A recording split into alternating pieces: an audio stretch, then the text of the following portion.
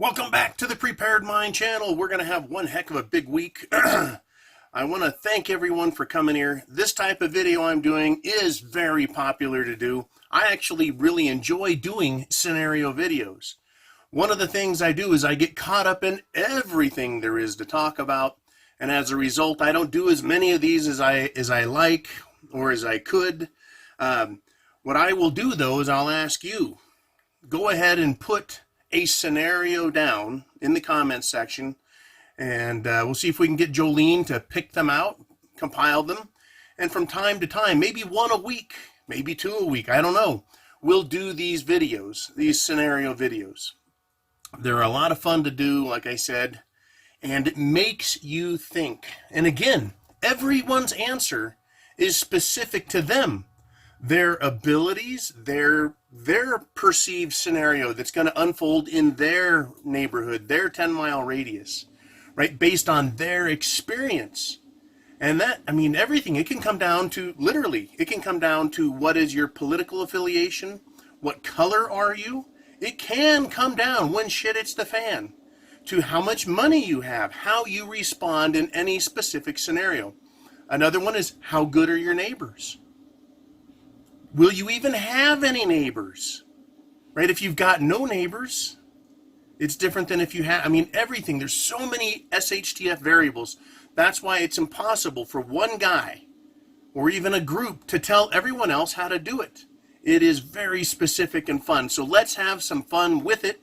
But we're going to start with a story that's tragic.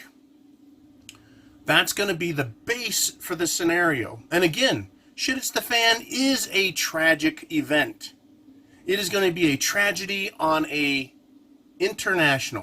on an international scale. We're going to experience it personally, but it's going to be a tragedy felt by everyone. And so every scenario we can imagine is going to play out somewhere. And there's going to be scenarios that we could never have dreamed of seeing. I've got a NewYorkPost.com story. Bronx homeowner chases would-be intruder down and beats him to death.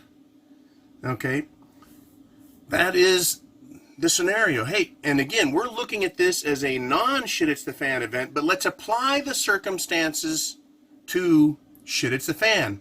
And again, what if there's police officers still in Shit Hits the Fan? Would you do what this guy did? If there's no police officers, what would you do?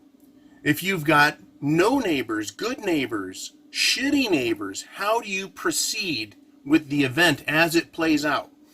So a Bronx homeowner chases down a man he claimed was trying to break into his house and bashed him to death with a metal pipe in the street, police said Friday. So Troy George, he was 54 years old. And he was hit with murder, manslaughter, and weapons possession charges for the Thursday night bloody attack on the alleged would-be thief, identified as 29-year-old Harold Bates. Cops said George's wife called 911 just before midnight. And again, time of day matters in our scenarios. Will you do the same thing at night as you would during the day? Would you chase a would-be Shit Hits the Fan thief who is also a potential murderer? You don't know what they're up to. Would you chase them out into the street at night? Would you chase them during the day? Would you do it with a fucking pipe? I mean, a pipe. This guy, at age 54, apparently he felt threatened and pissed off. And he went after the guy with a pipe. Not an assault weapon, not a high-powered, pistol, not a Desert Eagle 50 caliber, nothing like that. A fucking pipe. And he ran down this kid who was almost half his age. He's not a kid, he's a man, 29 years old. Ran him down, clubbed him in the head with a pipe, and the guy died. Right? George, he is not a killer. He's not he's not a trained assassin. He is a lifelong postal worker. And I know here comes the joke, right? He went postal on the guy. But postal workers, all the postal workers I know, they're nice people. They're calm, they're relaxed. They get a little irritated with customers that don't understand that things require stamps, right? But, you know, for the most part, they're pretty calm people. George, a postal worker, confronted the man who fled. Then a pipe-wielding George pursued the man, chasing him up the block, past several houses, before he struck Bates. That's the would-be thief, knocking him out. Neighbor Priscilla Ford, 53, who lived next door, said she was in the bathroom, and when she heard George's wife shout, "Oh no, motherfucker!" right? She came to the window on the let's see, he had a pipe in his hand. It was a long pipe, Ford said, adding that she heard George's wife say, "Oh, my husband, he's getting ready to kill him. He's getting ready to kill him." I imagine she said that on the phone to 911, right? So this is our scenario. Shit has hit the fan in your world. Again, this is a very personal exercise for you.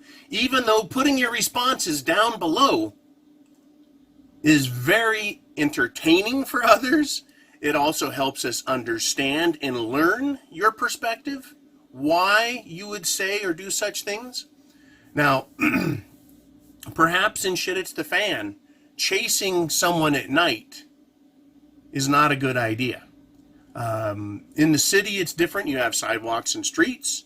In the country, it's different. You have broken ground. You could trip and get hurt. You could get knocked out. You could be injured seriously. If it's cold out and you were to trip, you could freeze to death, you know, die from exposure. But you could also be led out of your house, right? Could someone come up to your house, bang on the windows, get you to come out during Shit It's the Fan and chase you or come after you so that they could ambush you with several attackers? Or could they just bang on the doors, bang on the house, get you to come outside and investigate, not even to chase them?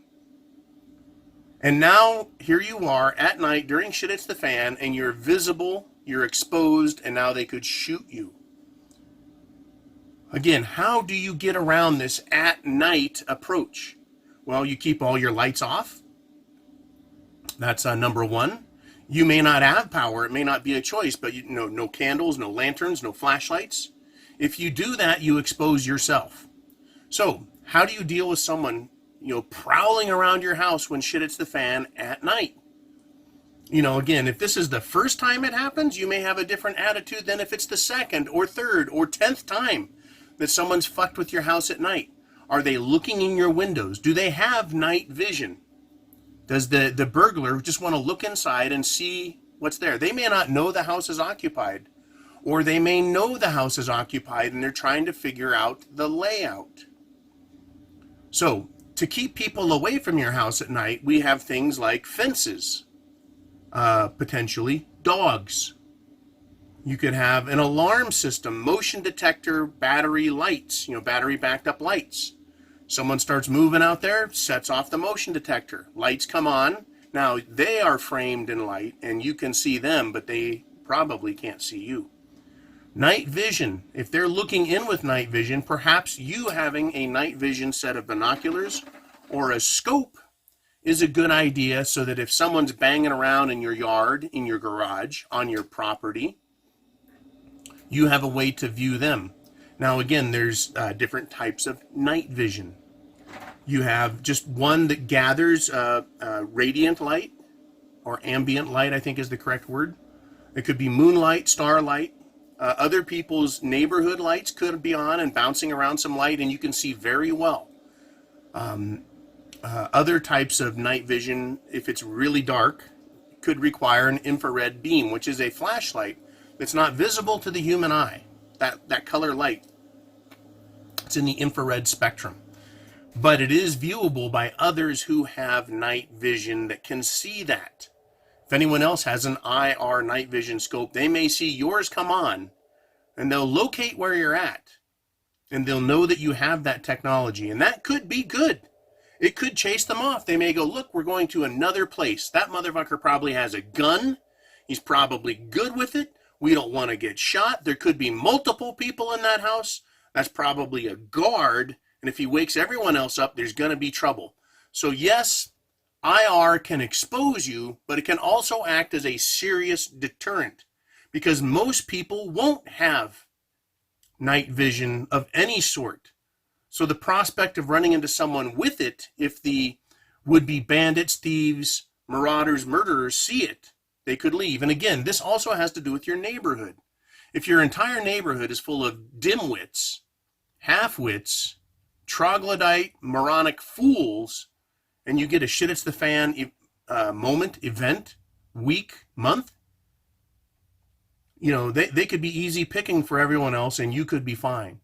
On the other hand, if you've got a neighborhood that's basically a neighborhood watch, and you set it up to where a different house every night parks someone in a car or in a fortified position, in a sandbag position for watching the street, and a single gunshot wakes everyone else up and alerts them, that's a good thing, right? That's a good thing. Even the most clever of burglars or marauders may not realize they're being watched from a single observation post located in a good position in the street, looking up and down the street. And the moment somebody makes a move, they're seen, a warning shot is fired into the air, waking everyone else up. An alarm shot, not a warning shot, an alarm.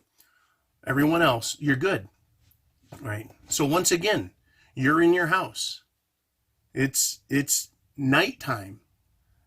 Someone, raps on the window. You could hear them thumping around. They tripped on something. What are you going to do? How are you going to react? Again, let's go back to this fella. Last name is George. He used a metal pipe. You should never bring a pipe to a gunfight.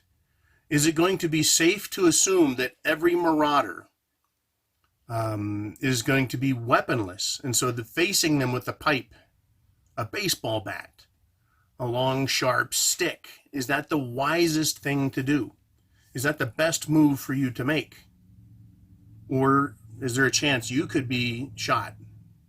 Do you wear a sidearm or have your rifle on a sling but carry a typically non-lethal weapon? George apparently whacked that dude upside the head pretty good with the pipe, and that was the end of it for that guy. He died in the hospital, but yeah, he wasn't long for the world. But you typically can hit someone with a bat or a stick. The head is a dangerous place to hit if you expect someone to live. But still, when you're faced with a life-threatening situation, you may have to hit someone in the head. It may be the only target. It may be the presented target, right, in a confrontation. But do you go out without a firearm? Do you risk that? Well, I guess if there's never a gunshot in your neighborhood, right, maybe you would. Maybe you don't have a weapon or a gun. You don't believe in firearms. How are you going to approach this? What if there are a lot of gunshots out there? And you hear one or two a night, or one or two an hour? Are you going to step outside with a baseball bat, a pipe, a stick? Are you going to do that? Are you strong enough to wield a non-lethal firearm with a less lethal, heavy object, a bat? Are you strong enough to do that? A crowbar, a large wrench? Are you strong enough and competent enough to do that if you engage somebody? Okay, now I kind of gone over an urban situation, but I would like to lean and look more rural now.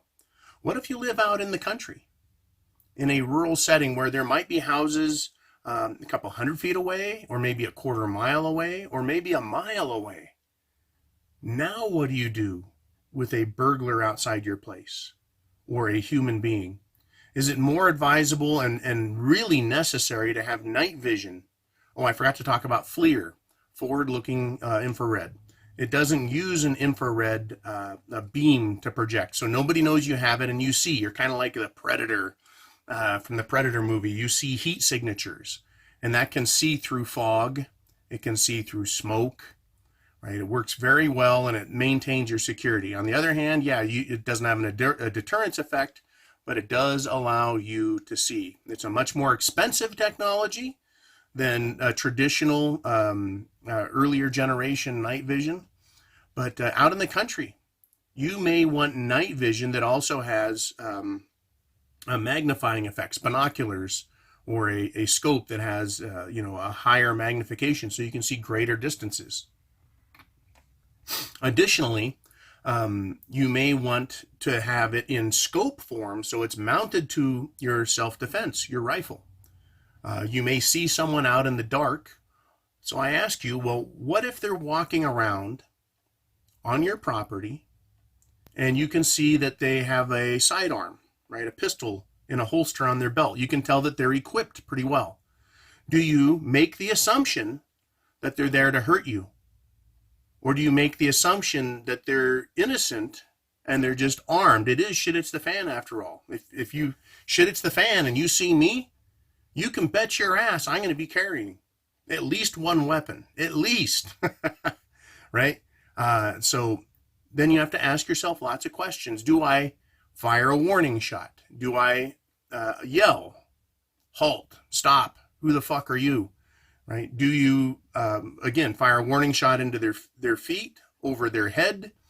Do you shoot them? Do you try and shoot them, period? Just kill them. And again, in shit, it's the fan, you don't assume that a shot to the leg is not going to be deadly. You have to assume it's going to be deadly. They're going to lose a lot of blood, or they're going to get an infection, which is going to cause them to lose a limb, get gangrene, a serious infection, and then die of that. Right? So you've got to assume that a gunshot wound of any sort, except in the most superficial of flesh, it's going to kill them. It's going to be very deadly, if not life-threatening. So, yeah, again, is this person? So you have to ask yourself, what is the situation? How many days has it been in shit, it's the fan? Have there been other shots fired? Is there a problem with prowlers? Is there a problem with people you know, either in your rural neighborhood or your urban neighborhood? Have other people been hit, picked off, taken out, murdered? If so, you would be, I think, and it's up to you, you would be more justified in taking a defensive posture of, my life is being threatened. Right? Now here, George said this guy was all the way up on his house, looking in the windows, prowling around. He felt threatened enough that he chased this guy down and brained him. In shit, it's the fan. What if someone's just walking down the street at night? Whether you're in a more urban environment or a more rural environment, what if someone's walking down the street at night?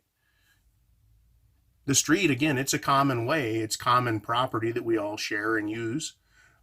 Is this person a threat if they're walking down the street? If they're walking down the street at night? If they're walking down the street at night armed? And again, anytime you need, just pause the video and think about these questions that come up as they, or could, if they apply to you. What if the person at night is walking down the street and they're armed and you see them stopping and looking at people's houses or observing the terrain? Is there anything wrong with that? I think there is. But if it were me and I was walking down the street at night and I was armed and I heard something in the bushes, I might stop. Or if I heard noise coming from a house, I might stop and look. And how would I feel if I'm walking down the street at night armed, because it is an SHTF scenario, and I stop and look at a neighbor's house 10 doors down, and someone else sees me do that and they take a shot at me for doing nothing more than stopping in the street. They didn't realize it's John. You don't just shoot John. He's the good guy. He's on the good team. Well, so we've got to understand, well, someone stop and they're looking. That doesn't necessarily mean they're casing a house or they're getting ready to do something bad, even if it's at night and even if they're armed. It should raise our suspicions, should make us aware. But do we shoot first always and ask questions later? What is the level of threat at which we are going to respond in a defensive manner? Right? Do you always need to identify the person or prove that you don't know them before you engage them? Let's go back and look at our scenario. It doesn't matter if you live in a rural or urban environment. There's someone, they come to your house. It's at night. They start banging around outside. They're not at the front door knocking. They didn't stop at the gate and scream and yell your name, right? They're prowling around your house. Shit has hit the fan. It's a dangerous and scary world. And bang, bang, bang, you hear some noise, right? And you run outside and it's somebody you know. How do you deal with them? Do you just say, hey, Fred, what the fuck are you doing here, man? Why didn't you stop at the gate? Why didn't you call out? Why didn't you signal me with a flashlight? You know, wave a flashlight back and forth and make it obvious you're not trying to hide and be sneaky. What can we assume about Fred? Right, he's your neighbor. He's just a few doors down, or he's a quarter mile or a mile away. Now Fred's at your place at night looking in your windows. Is Fred a friendly, or is Fred just demonstrated, right, that he's an unfriendly? It doesn't matter that your lights were off. Of course your lights are off. It is a secure environment. You need to be protective of yourself. The house I used to own, it was way out in the country.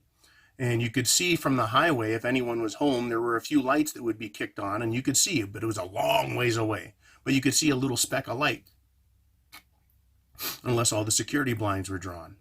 But sometimes there'd be absolutely no lights, right? And it just, you can see light, and you can see no light. And when there's no light, unless you know where to look, people won't see your house in a rural setting, right? Unless there's a lot of moonlight and it's relatively close to the road. Anyways, this is a great scenario. I feel bad that some guy died. I feel bad that George is being charged with all kinds of crimes, including possession of a weapon. Now, once again, everything becomes a weapon if it's used as a weapon. So the possession of a pipe is ridiculous to charge him with having a weapon. You know, the other things, I know how the prosecutors do it. They just throw everything they can at somebody and then make you plea your way out of it. I get all that stupid shit they do. What they want is convictions so that their percentage of conviction rate is high, yada, yada. They're a bunch of slimy scumbags. And yes, they do put criminals behind bars, but they also do slimy little chicken shit tricks. Look, what did the guy do wrong? Get him for that, if he did anything wrong, and let the jury of his peers figure it out. But don't throw the whole book at him, right? It's ridiculous to call a pipe a weapon and then charge someone with possession of it because they brained somebody. Anyways, this is a tragedy that occurred. There could be a crime in here. We don't know if George was trying to do a citizen's arrest and the guy turned on him. We don't know if he had a gun because the story didn't say. The guy may have pulled a knife. The story doesn't say. It could have been an act of self-defense after George ran him down.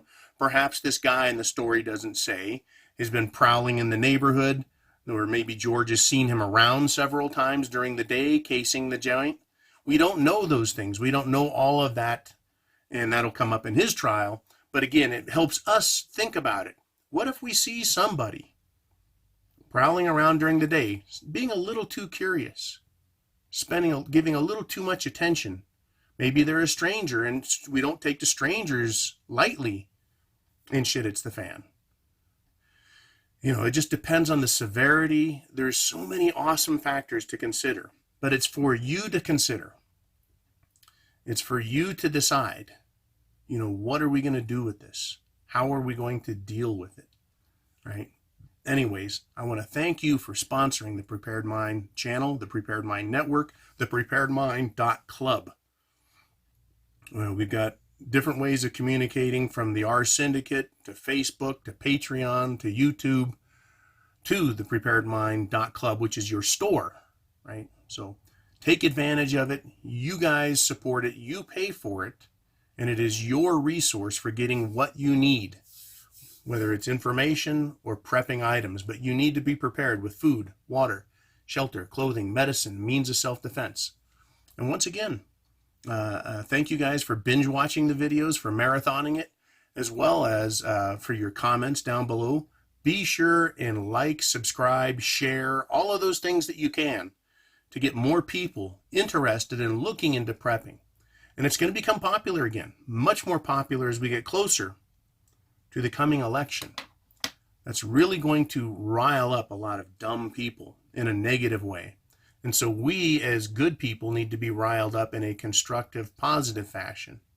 And that is becoming better, more proficient, better thinking preppers, because chance favors the prepared mind is yours. Semper Fi, Godspeed. I'll talk to you later.